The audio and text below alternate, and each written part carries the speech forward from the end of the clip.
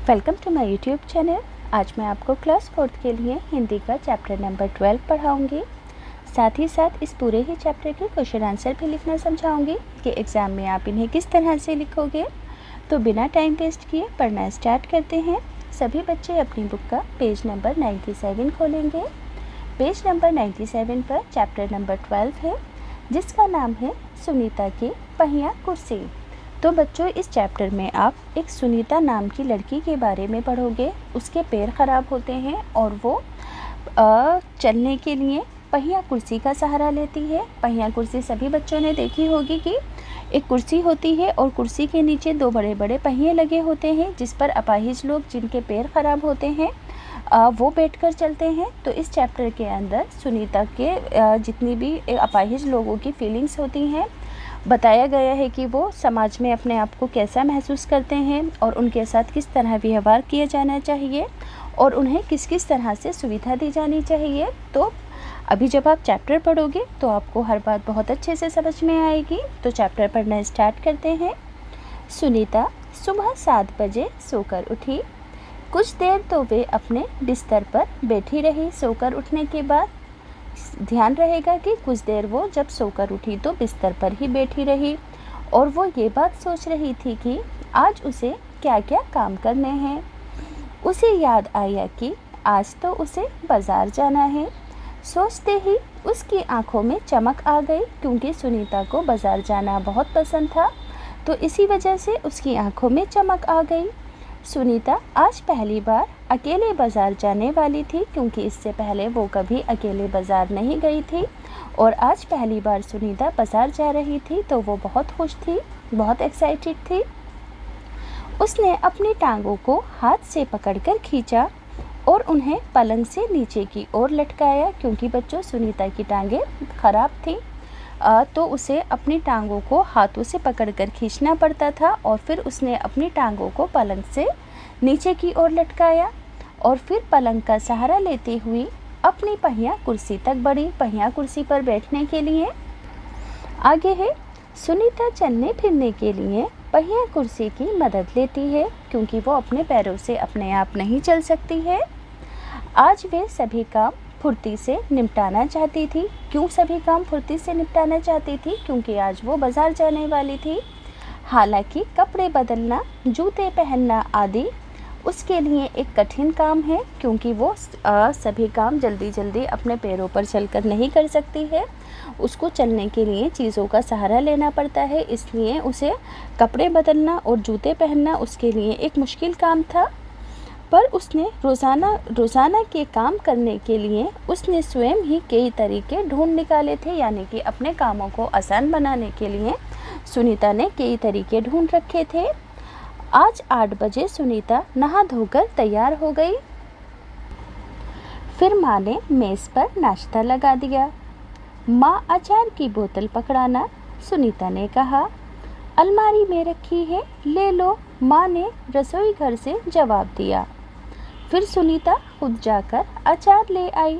नाश्ता करते करते उसने पूछा, माँ बाज़ार से क्या लाना है? तो माँ बोली, 1 किलो चीनी लानी है।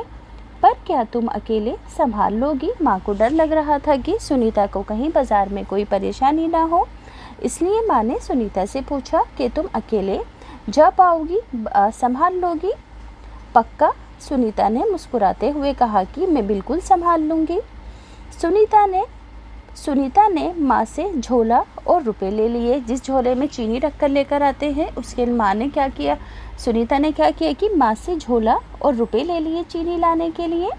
अपनी पहिया कुर्सी पर बैठकर वे अब बाज़ार की ओर चल दी। अब सुनीता माँ से पैसा और झोला लेने के बाद अपनी पहिया कुर्सी पर बैठकर बाज़ार की ओर चल दी। सुनीता को सड़क की ज़िंदगी देखने में मज़ा आता था, क्योंकि उसे बाहर ज़्यादा जाने का मौका नहीं मिलता था। तो इसी वजह से सड़क पर नज़ारे देखने में उसे बहुत मज़ा आता था। चूँकि आज छुट्टी है, इसलिए हर जगह बच्चे खेलते हुए दिखाई दे रहे थे सुनीता को। सुनीता थोड़ी देर रुककर उन बच्चों को रस्सी कूदते, गेंद खेलते देखती रही, क्योंकि सुनीता ऐसे गेम नहीं खेल सकती थी। वह थोड़ी उदास हो गई। वे भी उन बच्चों के साथ खेलना चाहती थी। खेल के मैदान में उसे एक लड़की दिखी जिसकी माँ उसे वापस लाने के लिए आई थी। दोनों एक दूसरे को टुकुर टुकुर देखने लगे। समझ में आया कि सुनीता को एक लड़की दिखी थी खेल के मैदान में, तो माँ उसे उसकी वापस बुलाने आई थी। तो दोनों ही एक दूसरे को टुकुर टुकुर देखने लगे लगातार। आगे है, फिर सुनीता को एक लड़का दिखा। उस बच्चे को बहुत सारे बच्चे छोटू छोटू बुलाकर चिढ़ा रहे थे। उस लड़के का कद बाकी लड़कों से बहुत छोटा था। सुनीता को ये सब कुछ बिल्कुल अच्छा नहीं लग रहा था कि दूसरे बच्चे एक छोटे बच्चे को जिसका कद छोटा था छोटू छोटू कहकर चिढ़ा रहे थे, और ये बात सुनीता को बिल्कुल पसंद नहीं आई थी। रास्ते में कई लोग सुनीता को देखकर मुस्कुराए, जबकि वे उन्हें जानती तक नहीं थी। पहले तो वो मन ही मन खुश हुई, परंतु फिर सोचने लगी कि ये सब लोग मेरी तरफ भला इस तरह क्यों देख रहे हैं। अब खेल के मैदान वाली छोटी लड़की सुनीता को दोबारा कपड़ों की दुकान के सामने खड़ी मिल गई। जो पहले खेल के मैदान में लड़की मिली थी, अब वही लड़की दोबारा सुनीता को कपड़ों की दुकान के पास खड़ी मिल गई। उसकी माँ कुछ कपड़े देख रही थी। तुम्हारे पास ये अजीब सी चीज़ क्या है? उस लड़के ने सुनीता से पूछा। ये तो बस एक, सुनीता जवाब देने लगी, परंतु उस लड़की की माँ ने गुस्से में आकर लड़की को सुनीता से दूर हटा दिया। यानी कि उस लड़की की माँ ने सुनीता से उस बच्ची को बात नहीं करने दी और गुस्से में अपनी बच्ची को उससे दूर हटा लिया। यानी कि इस बच्चे की माँ सुनीता को हीन दृष्टि से देख रही थी, यानी कि उसे डर लग रहा था कि कहीं उसकी बच्ची भी सुनीता से बातचीत करने पर अपाहिज ना हो जाए। पर बच्चों, ऐसा तो बिल्कुल भी पॉसिबल नहीं है कि किसी से बातचीत करने से उसकी बीमारी भी हमें लग जाए। कुछ बीमारियां तो माना होती हैं, मगर अपाहिज लोग तो किसी हादसे की वजह से या फिर पोलियो की वजह से अपाहिज होते हैं। तो ऐसा तो उनके साथ व्यवहार बिल्कुल नहीं करना चाहिए। आगे है, इस तरह का सवाल नहीं पूछना चाहिए फरीदा, अच्छा नहीं लगता, माँ ने कहा। अब बच्चों देखो, जो उस बच्चे की माँ थी एकदम से तो उसने गुस्सा किया, मगर वो सुनीता से बिल्कुल भी गुस्सा नहीं थी, बल्कि अपनी बच्ची को समझा रही थी जिसका नाम फरीदा था, और वो उससे कह रही थी कि किसी से ऐसा सवाल नहीं पूछना चाहिए, अच्छा नहीं लगता। मैं दूसरे बच्चों से अलग नहीं हूँ, सुनीता ने दुखी होकर कहा। उसे फरीदा की माँ का व्यवहार समझ में नहीं आया। यानी कि देखो, जो फरीदा की माँ थी वो अपनी बच्ची को ये समझा रही थी कि किसी से ऐसे सवाल नहीं पूछने चाहिए, बैड मैनर्स होते हैं, मगर सुनीता को लगा कि फरीदा की जो माँ है वो उसे हीन दृष्टि से देख रही हैं, मगर ऐसा नहीं था। तो वो उनका व्यवहार समझ नहीं पा रही थी सुनीता। अंत में सुनीता बाज़ार पहुंच गई। दुकान में घुसने के लिए उसे सीढ़ियों पर चढ़ना था। उसके लिए ये कर पाना बहुत मुश्किल था। आसपास के सब लोग जल्दी में थे, किसी ने उसकी तरफ ध्यान नहीं दिया। अचानक जिस लड़के को छोटू कहकर चिढ़ाया जा रहा था, वे उसके सामने आकर खड़ा हो गया और बोला, मैं अमित हूँ। उसने अपना परिचय दिया, क्या मैं तुम्हारी कुछ मदद करूँ? तो सुनीता बोली, मेरा नाम सुनीता है। सुनीता ने राहत की सांस ली और मुस्कुराकर बोली, पीछे के पैडल को पैर से ज़रा दबाओ। हाँ हाँ ज़रूर, कहते हुए अमित ने पहिया कुर्सी को टेढ़ा करके उसके अगले पहिए को पहली सीढ़ी पर रखा। फिर उसने पिछले पहिए को भी ऊपर चढ़ाया। उसने कुर्सी को। सुनीता ने अमित को धन्यवाद दिया और कहा, अब मैं दुकान तक खुद पहुंच सकती हूँ। दुकान में पहुंचकर सुनीता ने 1 किलो चीनी मांगी। दुकानदार उसे देखकर मुस्कुराया। चीनी की थैली पकड़ने के लिए उसने अपना हाथ आगे बढ़ाया ही था कि दुकानदार ने थैली उसकी गोद में रख दी। सुनीता ने गुस्से से कहा, मैं भी दूसरों की तरह खुद अपने आप सामान ले सकती हूँ। देखो, सुनीता जो थी दुकानदार के दया दिखाने पर नाराज़ हो गई थी, क्योंकि दुकानदार ने थैली उसकी गोद में रख दी थी, बल्कि सुनीता खुद अपने हाथ से बढ़कर चीनी की थैली ले सकती थी, इसलिए वो नाराज़ हो गई थी। उसे दुकानदार का व्यवहार बिल्कुल अच्छा नहीं लगा। चीनी लेकर सुनीता और अमित बाहर निकले। लोग मेरे साथ ऐसा व्यवहार करते हैं जैसे कि मैं कोई अजीबोगरीब लड़की हूँ। सुनीता ने अमित से कहा। शायद तुम्हारी पहिया कुर्सी के कारण ही वे ऐसा व्यवहार करते हैं, अमित ने कहा। पर इस कुर्सी में भला ऐसी क्या खास बात है? मैं तो बचपन से ही इस पर बैठकर इसे चलाती हूँ, सुनीता ने अमित को जवाब दिया। अमित ने पूछा, पर तुम इस पर क्यों बैठती हो? मैं पैरों से चल ही नहीं सकती। क्या बताया? सुनीता ने कि मैं पैरों से चल नहीं सकती, इसी वजह से मैं इस पहिया कुर्सी पर बैठती हूँ। इस पहिया कुर्सी के पहियों को घुमाकर ही मैं चल फिर पाती हूँ। लेकिन फिर भी मैं दूसरे बच्चों से अलग नहीं हूँ। मैं वो सारे काम कर सकती हूँ जो दूसरे बच्चे कर सकते हैं, सुनीता ने कहा। अमित ने अपना सिर ना में हिलाया और कहा, मैं भी वो सारे काम कर सकता हूँ जो दूसरे बच्चे कर सकते हैं, पर मैं भी दूसरे बच्चों से अलग हूँ, इस तरह तुम भी अलग हो। अब सुनीता ने जवाब में कहा कि नहीं, हम दोनों दूसरे बच्चों जैसे ही हैं। अमित ने दोबारा अपना सिर ना में हिलाया और कहा, देखो तुम पहिया कुर्सी पर बैठकर चलती हो तो मेरा कद बहुत छोटा है। हम दोनों ही बाकी लोगों से कुछ अलग हैं। सुनीता कुछ सोचने लगी। उसने अपनी पहिया कुर्सी आगे की ओर खिसकाई। अमित भी उसके साथ साथ चलने लगा। सड़क पार करते समय सुनीता को फरीदा फिर नजर आई। इस बार फरीदा ने कोई सवाल नहीं पूछा। अमित झट से सुनीता की पहिया कुर्सी के पीछे चढ़ गया। फिर दोनों पहिया कुर्सी पर सवार होकर तेजी से सड़क पर आगे बढ़ने लगे। फरीदा भी उनके साथ साथ दौड़ी। इस बार लोगों ने उन्हें घूरा, परंतु अब सुनीता को उनकी परवाह नहीं थी।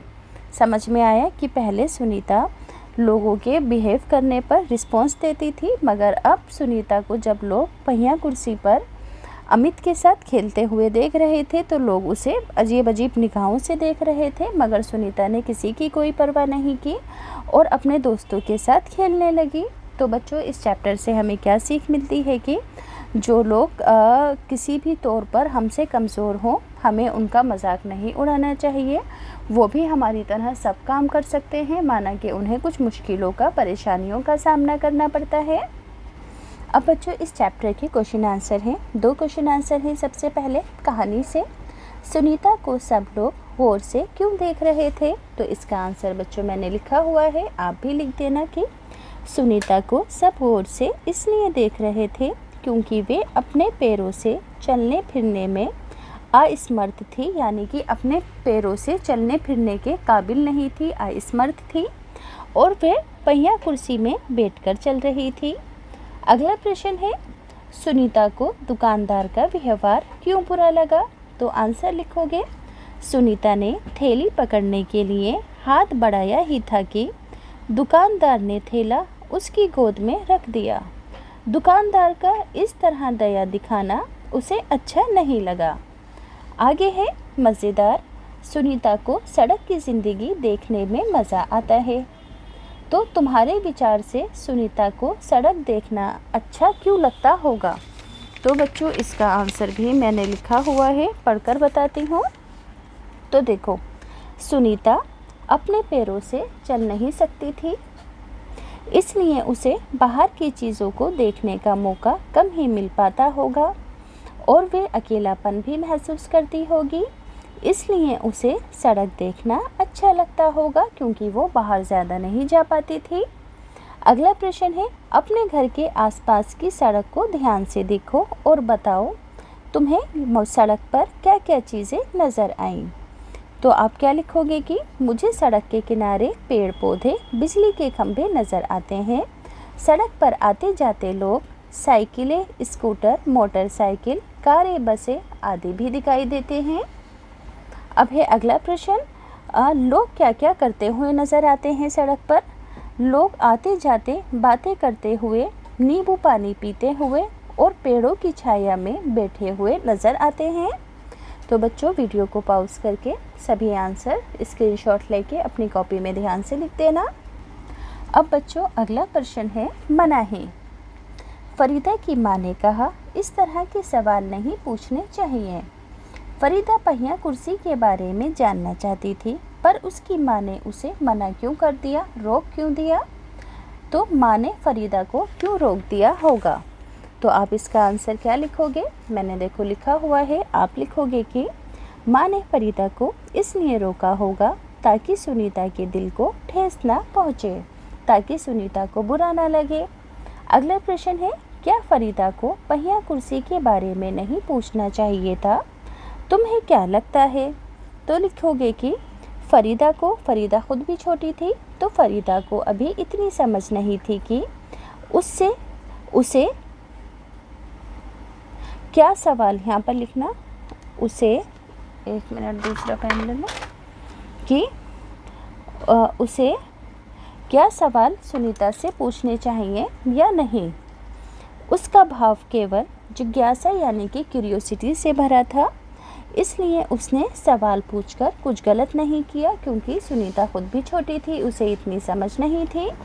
अगला प्रश्न है, क्या तुम्हें भी कोई काम करने या कोई बात कहने से मना किया जाता है?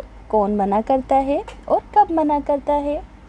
तो लिखोगे कि देखो आंसर है, यदि मैं सुबह जल्दी नहीं उठती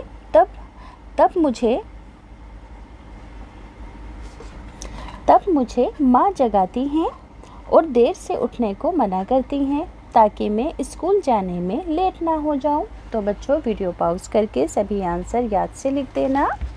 अब आगे है, मैं भी कुछ कर सकती हूँ। पहला प्रश्न है, यदि सुनीता तुम्हारी पाठशाला में आए तो उसे किन किन कामों में परेशानी आएगी? तो बच्चों इसका आंसर लिखोगे, स्कूल की सीढ़ियाँ चढ़ने और उतरने में, कक्षा से बाहर जाकर बच्चों के साथ खेलने में भी परेशानी होगी सुनीता को। याद रखोगे कि क्या क्या लिखोगे, स्कूल की सीढ़ियाँ चढ़ने और उतरने में, कक्षा से बाहर जाकर बच्चों के साथ खेलने में भी परेशानी होगी। अगला प्रश्न है, उसे ये परेशानी ना हो इसके लिए पाठशाला में तुम क्या क्या बदलाव करोगे? क्या बदलाव सुझा सकते हो, क्या आइडिया दे सकते हो कि सुनीता को कक्षा में परेशानी ना हो?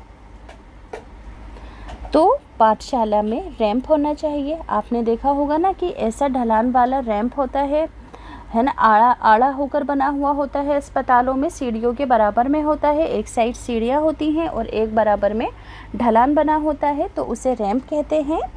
तो एक सहायक की देखो कक्षा में सबसे पहले रैंप होना चाहिए चढ़ने उतरने के लिए अपंग लोगों के लिए, और इसके अलावा एक सहायक की नियुक्ति भी होनी चाहिए जिसका काम होगा सुनीता जैसे बच्चों की मदद करना। समझ में आया कि स्कूल में एक ऐसा असिस्टेंट भी होना चाहिए कि जो बच्चे चलने फिरने में असमर्थ हों वो उन बच्चों की मदद कर सके। तो बच्चों वीडियो पॉज करके ये आंसर भी ध्यान से लिख लेना। अब बच्चों अगला प्रश्न है, प्यारी सुनीता। तो सुनीता के बारे में पढ़कर तुम्हारे मन में कई सवाल और बातें आ रही होंगी। वे बातें सुनीता को चिट्ठी लिखकर बताओ। तो सबसे पहले आप क्या लिखोगे? सबसे पहले आपको एड्रेस लिखना है। तो एड्रेस आप अपनी मर्ज़ी से कुछ भी लिख सकते हो। यहाँ पर आप सुनीता का नाम लिखोगे कि तुम्हारी हिम्मत और धैर्य प्रशंसा यानी कि तारीफ़ के योग्य यानी कि काबिल है। समझ में आया? सबसे पहले लिखोगे, प्रिय सुनीता, तुम्हारी हिम्मत और धैर्य प्रशंसा के योग्य है। ये बहुत अच्छी बात है कि तुम स्वयं को अन्य बच्चों से अलग नहीं महसूस करती और सारे वे काम करने को तैयार रहती हो जो वो करते हैं। तुम वाकई बहुत पक्के इरादे वाली लड़की हो। फिर एंड में लिख दोगे कि तुम्हारी प्रिय सहेली, अपना नाम लिखोगे। ठीक, याद रहेगा कि एंड में अपना नाम लिखोगे। आगे है कहानी से आगे, सुनीता ने कहा, मैं पैरों से चल ही नहीं सकती। तो सुनीता अपने पैरों से चल फिर नहीं सकती। तुमने पिछले साल पर्यावरण अध्ययन की किताब आसपास में रवि भैया के बारे में पढ़ा होगा। रवि भैया देख नहीं सकते फिर भी वे किताबें पढ़ लेते हैं। तो पहला प्रश्न है कि जो लोग देख नहीं सकते वो किताबों को किस तरह पढ़ते हैं? तो आंसर में लिखोगे कि वे ब्रेल लिपि में लिखी किताबें पढ़ सकते हैं। कौन सी लिपि में? ब्रेल लिपि जो होती है बच्चों अंधे लोगों के लिए होती है। इसमें जो अंधे होते हैं ऐसे छूकर ही चीज़ों को पढ़ लेते हैं। अब इस तरह की किताबों के बारे में सबसे पहले किसने सोचा था? तो उस तरह की किताबों के बारे में सबसे पहले लुई ब्रेल ने सोचा। याद रखोगे बच्चों कि लुई ब्रेल ने सबसे पहले इस लिपि का आविष्कार किया था। आगे है, आसपास में कुछ ऐसे लोगों के बारे में बात की गई है जो सुन बोल नहीं सकते हैं। क्या तुम ऐसे किसी बच्चे को जानते हो जो सुन और बोल नहीं सकता है? तो अगर आप जानते हैं तो उनके बारे में लिखोगे कि हाँ, मेरे पड़ोस में एक ऐसा बच्चा है, उसका नाम वंश है, वे सुन और बोल नहीं सकता। तुम उसे किस तरह अपनी बात समझाते हो? मैं उसे हाथों और चेहरे के इशारे से अपनी बात समझाता हूँ। आगे है बच्चों मेरा आविष्कार। तो यहाँ पर कहा गया है कि सुनीता जैसे कई बच्चे हैं, इनमें से कुछ देख नहीं सकते, कुछ बोल या सुन नहीं सकते हैं। तो इन बच्चों की मदद करने के लिए आप फ्यूचर में ऐसी किस चीज़ का आविष्कार करना चाहोगे जिससे कि इनको फ़ायदा हो सके? यानी कि तुम वे कैसे बनाओगे, यानी कि उस चीज़ को तुम कैसे बनाओगे? तो देखो, मैं एक ऐसी दवा का आविष्कार करूंगा जिसे खाने से गूंगे लोग बोलने लगेंगे, बहरे सुनने लगेंगे और अंधे देखने लगेंगे। मगर ऐसा करने के लिए पहले बहुत अच्छी तरह पढ़नी पड़ेगी, तभी तो आप किसी चीज़ का आविष्कार कर पाओगे। तो बच्चों यहाँ से ये चैप्टर पूरी तरह कंप्लीट होता है। अगर आपको अच्छे से समझ में आया हो तो प्लीज़ चैनल को सब्सक्राइब करना, वीडियो को लाइक करना।